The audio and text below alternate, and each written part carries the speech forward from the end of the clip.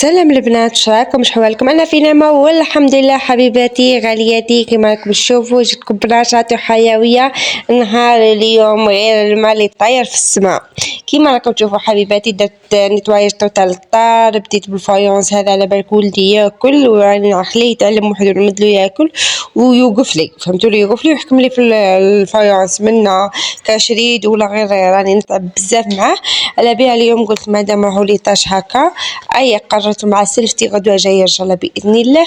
قلت نتواي شويه الدار يا اخي، تعرفوا الحاله مالا نحب نقوم بداري من ال الزاد اللي راهو نقيه ولقاوها نظيفه ان شاء الله. صح ندير لك النتواياج وحدي، بصح هذا نتواياج سبيسيال.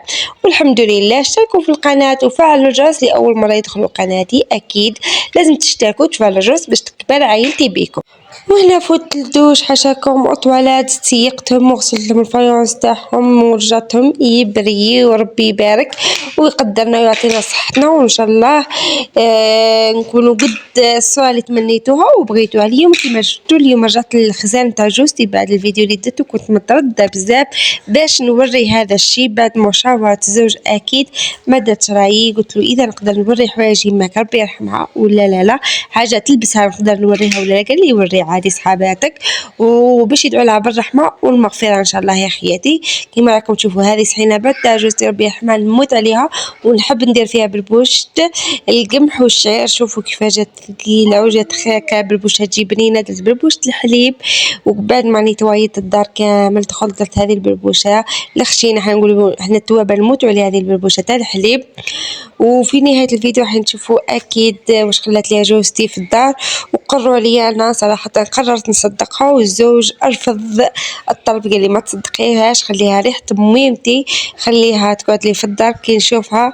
ما على باليش واش حيكون مهم نشوف ريحه ميمتي في الدار. قلت له ما يكون غير خاطرك، هذه امانه راح تقعد كيما هكا مطبقه وحافظها في الخزانه. ان شاء الله يجي نهار تشوفني لبستها ولا ما لاباش ترجع مودرن جهتنا ولا الله اعلم.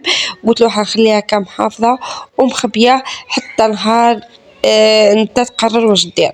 صراحة هكا حبيت، مانيش حباتو باتا انه نرفض له طلب حاجة تخص ميمتو، تقعد لميمتو وربي يرحمها. وغدوة الجمعة ان شاء الله ادعو لها كامل بالرحمة والمغفرة، وان شاء الله تكون من اهل الجنة. انسانة صراحة كيما حكاولي ليها تمنيت نكون حاضرة وعشت معها. إنسانة طيوبة بزاف، وإنسانة قلبها حنين بزاف بزاف بزاف. والله يا خياتي أنها قالت لك واش دارت لي ليا، واكتشفت حاجة البنات تعرفوا حاجة اللي كانت شيها الولاد تشيلهم كامل مع بعض ومزوجينه كامل. شات صحن ليها تشيل العرايسها معاهم صحن صحن صحن.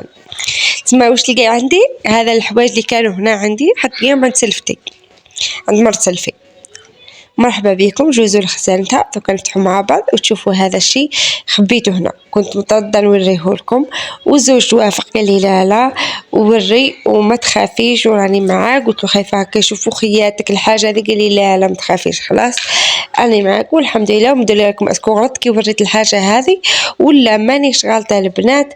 وان شاء الله تفهموني واش راح نوري. هذه لبسه تقليديه يلبسوها النساء الكبار كي يدخلوا العروسه نتاعهم، يلبسوا هذه تسمى كي تعود تزوج ولدها ولا بنتها تلبسها في العرس. دوك نمدلكم صوره على هذه باش تدوا فكره كيف تجي هذا اللبسه. كيما راكم تشوفوا البنات ديرها المراه الاولاسيه التوبيه على كتافها باش تدخل عروستها لدارها.